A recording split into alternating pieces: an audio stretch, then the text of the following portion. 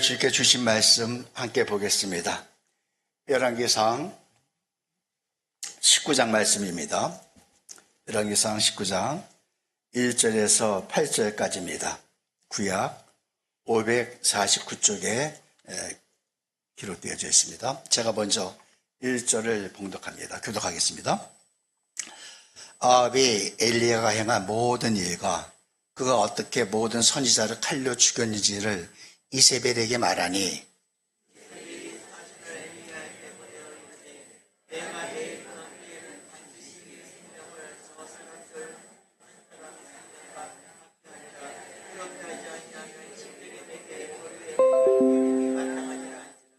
그가 이 형편을 보고 일어나 자기의 생명을 위해 도망하여 유대에 속한 브에셀바 이르러 자기의 사환을 그곳에 머물게 하고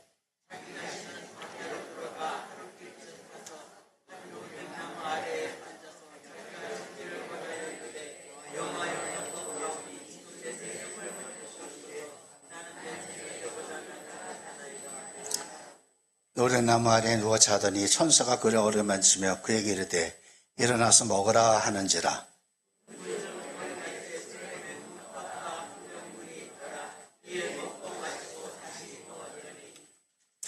여호와의 천사가 또다시 와서 어루만지며 이르되 일어나 먹으라. 네가 갈 길을 다 가지 못할까 하노라 하는지라.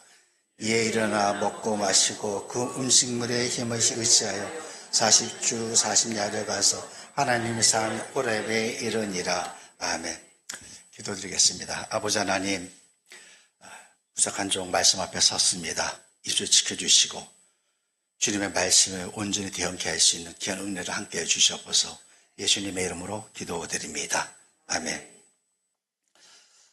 오늘은 본문 말씀으로 아무것도 보이지 않을 때라는 제목으로 말씀을 전하도록 하겠습니다. 마이크가 좀 크지 않을까요? 괜찮습니까? 네.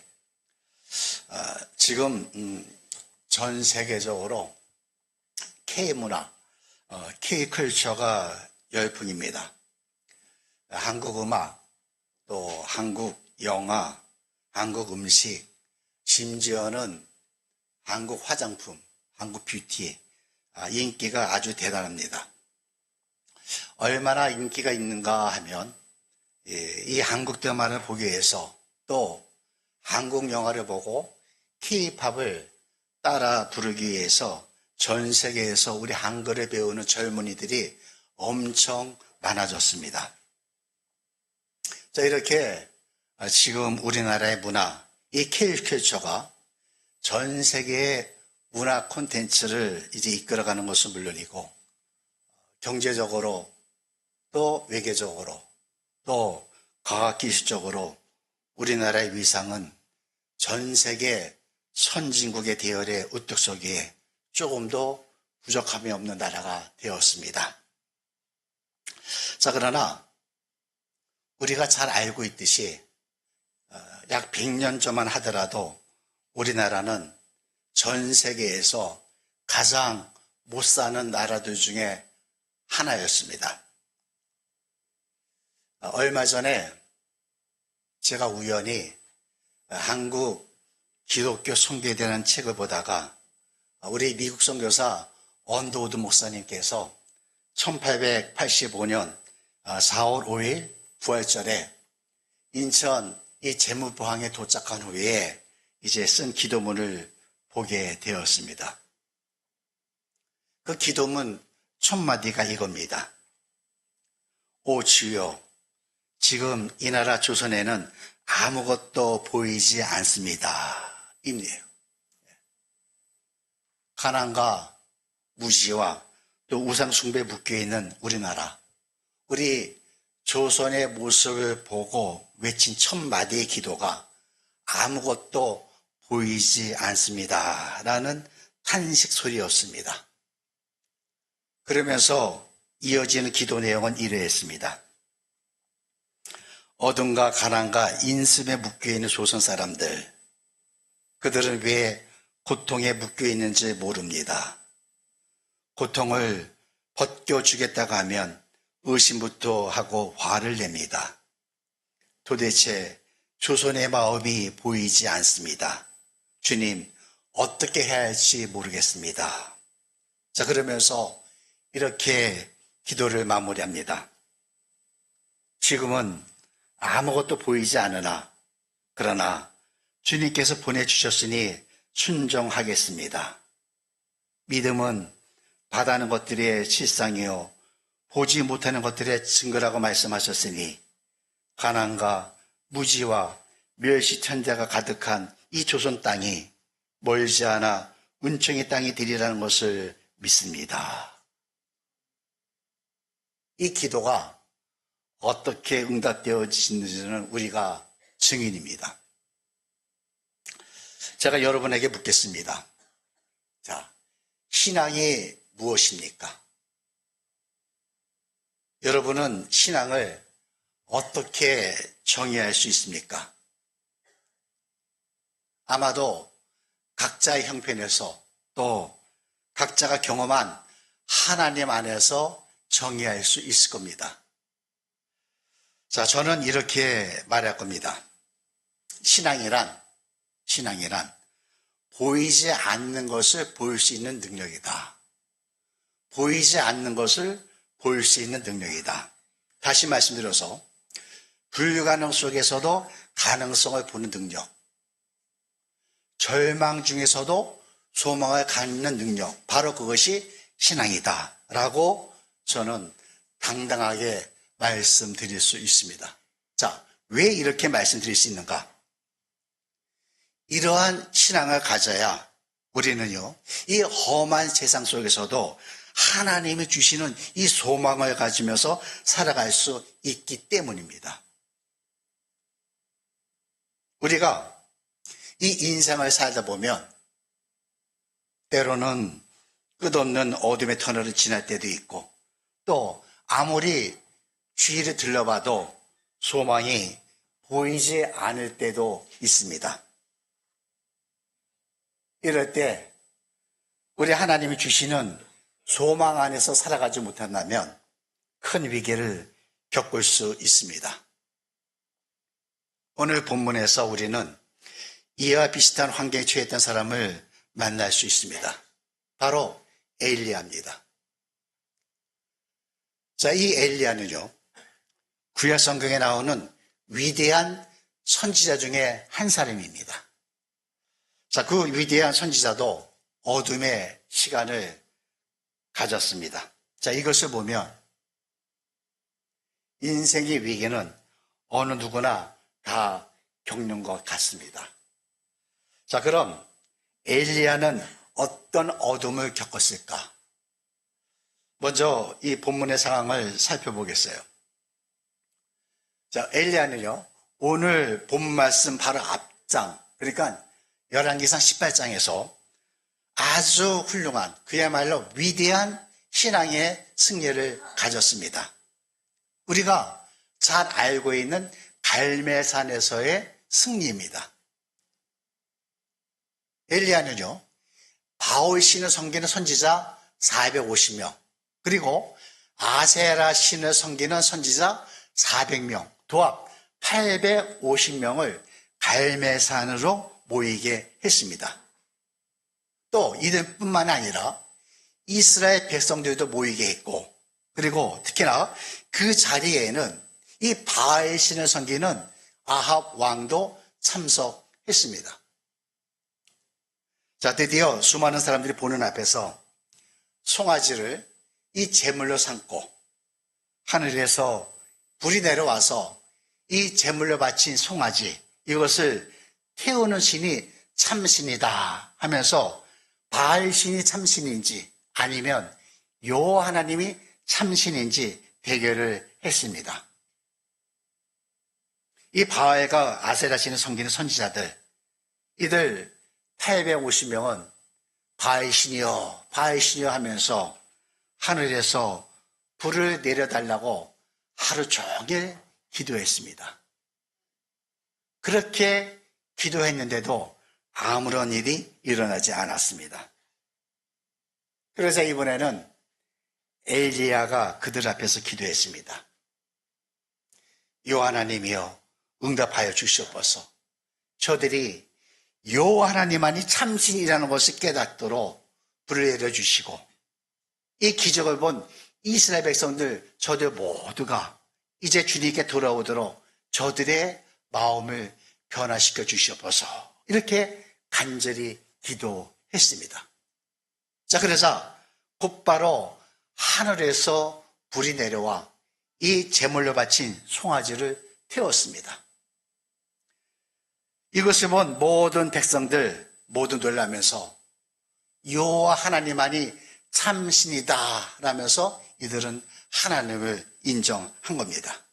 자, 그러자마자 엘리야는 곧바로 이 백성들에게 하나님을 속이고 대적한 저 850명의 우상 숭배자들을 전부 다 잡아 죽여라 라고 명령했어요.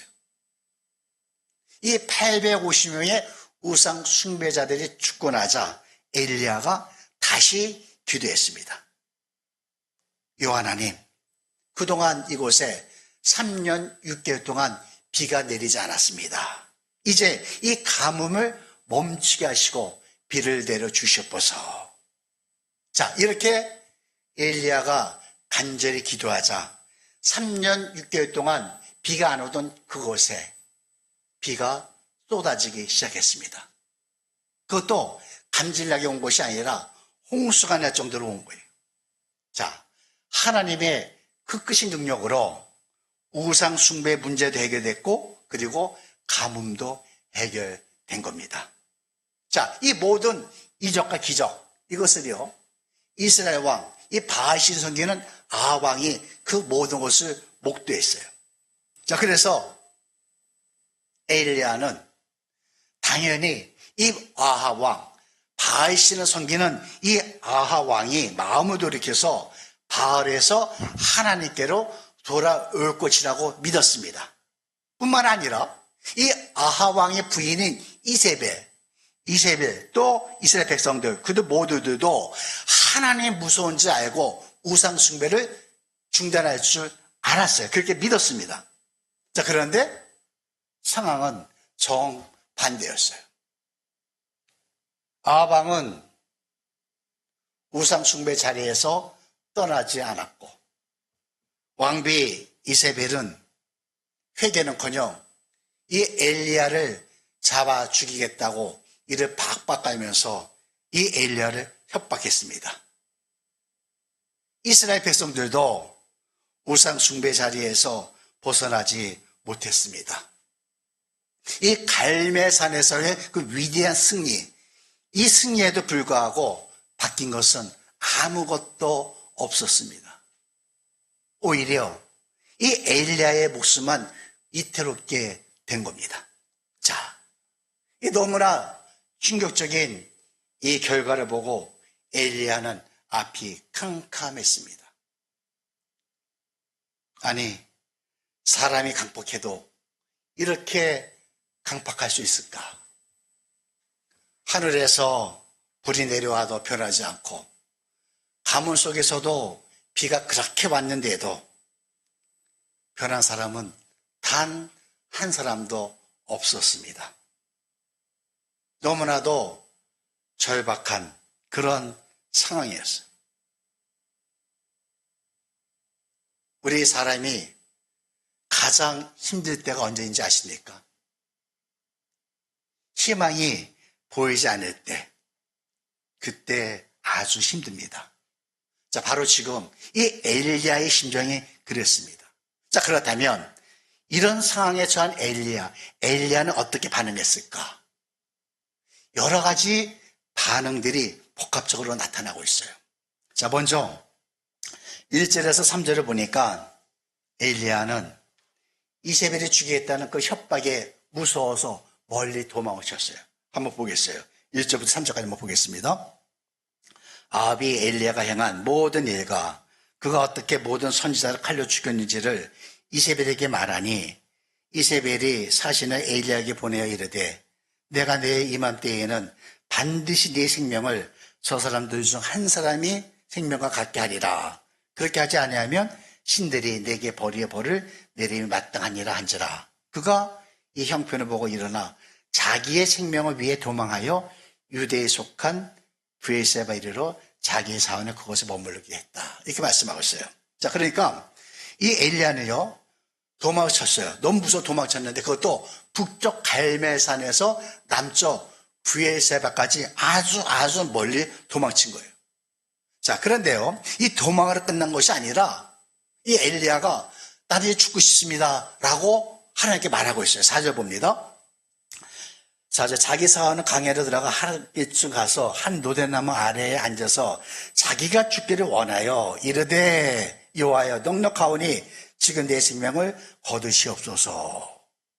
자, 내 생명을 거두시옵소서. 즉 하나님께 나를 죽여주세요 라고 기도하고 있는 거예요. 이 자신의 모습이 너무나 무기력하고 너무나 초라한 겁니다. 그래서 죽고 싶었던 거예요. 자, 그러면서 로데나무 아래에서 잠을 청합니다. 5절 보세요. 로데나무 아래 누워 자더니 천사가 그를 어루만지고 이렇게 되어 있습니다. 자, 로데나무 아래에서 누워 자더라. 자, 이 말씀은요, 언뜻 들으면 그렇게 심각한 그런 말씀이 아니에요. 잠을 자는 것이 뭐 그렇게 대단할 것이냐, 그렇게 생각할 수 있습니다. 자, 그런데 이것은요, 아무것도 먹지 않고 잠만 자고 있는 거예요. 자, 무슨 말씀인가? 하나님 믿는 사람이 자살할 수는 없고 또 하나님께 죽여달라고 했는데 하나님이 죽일 것 같지 않고 그래서 가장 좋은 방법이 굶어 죽는 것이라 생각이 들어서 나무 아래에 누워서 잠만 자고 있는 겁니다. 지금 이 엘리야 심정이 이해가 되시나요? 어디 한 군데라도 어떤 희망이 있어야, 어떤 소망이 있어야 살고 싶고, 그리고 뭔가 도전도 하고 싶은데, 그런데 아무런 희망도 보이지 않고 있습니다. 자, 한마디로 엘리야는요, 영적 상실감에 빠져 있는 겁니다. 혹시 저를 포함한 우리 가운데, 여러분들 가운데, 우리들 가운데서도 이런 상황에 처해 본 적이 있으니 모르겠습니다. 눈을 씻고 아무리 찾아봐도 아무것도 보이지 않는 상황. 이런 상황까지 오게 되면요, 모든 것을 내려놓고 싶습니다. 모든 포기하고 싶어요. 그저 잠만 자고 싶어요. 아무것도 하고 싶지가 않아요. 사업의 성공을 위해서 열심히 노력했습니다. 안 먹고, 안 입고, 안 쓰면서 열심히 살았어요. 그런데 사업이 더 안 됩니다. 나아질 것이라는 희망이 보이지가 않습니다. 은행에서는 매일 빚 갚으라고 빚독촉 전화가 옵니다. 우편함을 열면 고지서만 가득 차 있습니다. 언젠가 해 뜨고 쨍하고 해 뜨려고 올 것이다. 그런 기대를 갖고 살았는데, 그런데 아무리 노력을 해도 나아질 가능성은 없어졌어요. 가정에 어려움도 있어요. 자식의 문제를 놓고 또 남편의 변화를 기대하면서 기도했습니다. 그러나 아무리 기다려도 변화될 조짐이 보이지 않습니다.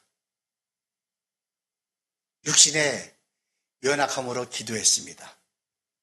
그런데 회복될 기미가 보이지 않습니다. 기도하면 하나님께서 반드시 응답해 주신다고 했는데, 그래서 정말로 간절히 기도를 했는데 아무런 일도 일어나지 않았습니다. 하나님께 속은 느낌이 듭니다. 하나님께서 내 기도를 듣지 않으시는구나. 그런 실망감이 찾아옵니다. 더 이상 아무것도 기대할 수 없는 그런 상황이 된 겁니다. 자, 이런 일을 경험하게 되면 우리도 엘리야처럼 반응하게 됩니다. 내려놓고 싶고 포기하고 싶습니다. 또 어디론가 도망가 버리고 싶고 아무도 모르는 곳에, 그곳에 가서 숨어 살고 싶어집니다. 죄만 안 된다면 극단적인 선택을 할 것 같습니다. 내가 믿는 하나님, 내가 그렇게도 믿는 하나님, 그 하나님은 어디서 무엇을 하고 계신 것인가? 나를 위해 아무것도 일을 안 하시는 것 같이 보입니다. 자, 그런데 정말로 그럴까요? 오늘 본문을 잘 보시면 우리는 하나님에 대한 몇 가지 중요한 사실을 알 수 있습니다. 5절 다시 한번 보세요. 로데나무 아래 누워 자더니 천사가 어루만지며 이르되 일어나서 먹으라 하는지라. 지금 엘리야는 아무도 없는 광야 한가운데 로데나무 아래에서 누워서 자고 있습니다. 자, 이것을 누가 알겠습니까? 사람들은 전혀 알 수 없습니다. 엘리야가 어디로 갔는지, 어디에 숨어 있는지 아무도 모릅니다. 그러나 하나님은 아십니다. 하나님은요, 하나님의 자녀들이 어디에 있든지 절대로 놓치지 않습니다. 슬픔 속에서 골방에 쪼그려 있는지, 아니면 아파서 병상에 누워 있는지, 아니면 사망의 음침한 골짜기에서 좌우를 분별하지 못하고 헤매고 있는지, 우리 주님은 모든 상황을 아시고 그리고 우리를 놓치지 않고 계십니다. 뿐만 아니라 우리의 모든 상태도 정확히 아십니다. 자, 천사를 통해서 하신 일이 무엇입니까? 어루만졌어요. 어루만지며. 이것은 천사가 만졌지만 사실은 우리 하나님께서 엘리야를 만져주신 겁니다. 지금 엘리야는 너무나 지쳐 있습니다. 그렇게도 용감하고 능력이 차고 넘쳤던, 그래서 우상 숭배자 850명을 물리쳤던 그 엘리야가 너무나 지쳐서 영적으로 또 육적으로 번아웃된 그런 상태예요. 자, 이럴 때 가장 필요한 것이 무엇입니까? 바로 하나님의 따뜻한 손길입니다. 하나님은 엘리야가 가장 힘들 때, 가장 위로가 필요할 때, 지쳐서 어찌할지 모르고 있을 때 따뜻한 손길로 엘리야를 만져주신 겁니다. 우리도 마찬가지예요. 열심히 노력했습니다. 최선을 다했습니다. 그러나 돌아가는 형편은 나를 도와주지 않습니다. 자, 이런 상황이 계속되면 어떤 신앙인도 영적 거인이라 하더라도 주저앉게 됩니다. 이럴 때, 아무것도 보이지 않을 때, 모든 것이 불가능해 보일 때, 모든 소망이 사라진 바로 그때에 우리 하나님은 따뜻한 손길로 우리를 찾아와 주신다. 이 사실을 꼭 믿으시기 바랍니다. 우리는요, 이 하나님의 손길을 체험해 봐야 합니다. 그럼 어떻게 체험할 수 있을까? 그저 주님 안에 있기만 하면 됩니다. 주님 곁에 떠나지 아니하고 주님 안에 거하기만 한다면 우리의 모든 형편을 너무나도 잘 알고 계시는 우리 주님께서 따뜻한 손길로 우리를 감싸주시고 우리와 함께 하시며 우리의 앞길을 인도해 주십니다. 자, 오늘 엘리야 보세요. 어루만지신 다음에 어떻게 했습니까? 일어나서 먹어라. 일어나서 먹으라 하셨어요. 자, 굶어 죽기를 각오하고 광야에 들어갔으니 얼마나 배고프겠습니까?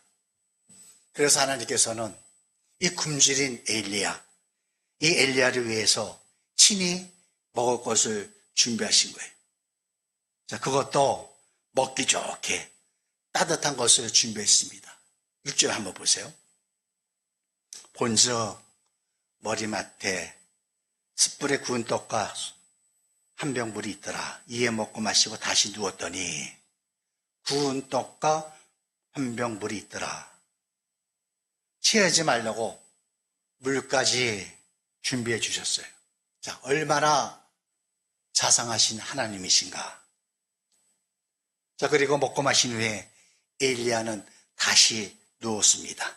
그러자 누워있는 이 엘리야에게 어떻게 했을까? 7절 한번 보세요. 여호와 천사가 또다시 와서 어루만지며 이르되 일어나 먹어라. 네가 갈 길을 다 가지 못할까 하노라 하는지라. 천사가 먹고 누운 엘리야에게 더 이상 누워있지 말고 다시 일어나서 먹으라고 권면합니다. 먹고 힘을 내라는 거예요. 엘리야가 가야 할 길, 그 길을 다 갈 수 있도록 기력을 회복해 하신 겁니다. 자, 어느 정도까지 회복시켰는가? 8절 보세요. 8절. 이에 일어나 그러면서 40주 40여일에 가서 하나님의 산 호렙에 이르니라. 40일 동안 주 야를 걸어 호렙산에 갈 수 있도록 체력을 회복시켜 주신 거예요. 자, 이렇게 회복된 엘리야. 이 엘리야는 이후에 어떻게 됐습니까? 열왕기하를 보세요. 열왕기하 2장 11절 말씀이에요. 한번 보세요. 두 사람이 길을 가며 말하더니 불수레와 불말들이 두 사람을 갈라놓고 엘리야가 회오리 바람으로 하늘로 올라가더라. 자, 엘리야가 회오리 바람으로 하늘로 올라가더라. 이게 무슨 말씀입니까? 하늘로 승천한 거예요. 이 땅에 어느 누구도 경험하지 못한 놀라운 하나님의 은혜를 이 엘리야가 체험한 겁니다. 자, 여기서 우리는 뭐를 발견할 수 있습니까? 적어도 엘리야가 모르고 있었던 이 엘리야를 향한 하나님의 계획이 있었다 이거예요. 엘리야는요, 자기 역할이 끝난 줄 알았어요. 그래서 죽으려고 했습니다. 그런데 하나님은 이 엘리야를 향한 하나님의 계획이 있었던 겁니다. 만약에 엘리야가 죽었더라면 이 영광의 사건, 이것은 보지 못했을 겁니다. 그렇죠? 엘리야는 이 하나님의 계획을 모르고 모든 것을 포기하려고 했었습니다. 한번 생각해 보세요. 엘리야가 이 하나님의 계획을 알았더라면 그래도 죽여달라고 했을까요? 지금 우리들 어떤 분은 너무나 힘들어서 모든 것을 포기하고 싶고, 또 어떤 분은 너무나 지쳐서 죽고 싶을 정도로 그렇지만 끝난 것이 아닙니다. 하나님은 우리들을 향한 계획을 가지고 계십니다. 이 하나님의 계획, 이것을 우리 스스로 포기하면 안 됩니다. 우리를 향한 하나님의 계획이 무엇인지 안다면 우리는 절대로 여기서 포기하거나 절망하지 않을 것입니다.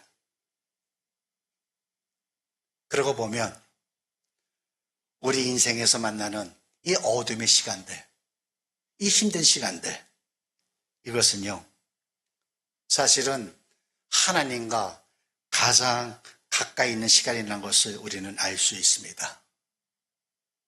엘리야는 실패했다고 느낀 그 순간, 또 모든 것을 내려놓고 싶은 바로 그때에 하나님의 만져주심과 하나님의 위로하심을 경험했습니다. 마찬가지로 우리도 가장 힘들다고 느끼는 순간, 아무것도 보이지 않고 절망적이라 느끼는 바로 그 순간이 우리 하나님과 가장 가까이 있는 시간이다라는 것을 잊지 마시기 바랍니다. 아무것도 보이지 않을 때가 우리 주님을 만날 때입니다. 우리 모두 살아계신 하나님과 영원토록 동행하면서 하나님의 따뜻한 손길을 체험하며 살아가는 우리 모두가 되시기를 주님의 이름으로 축원드립니다.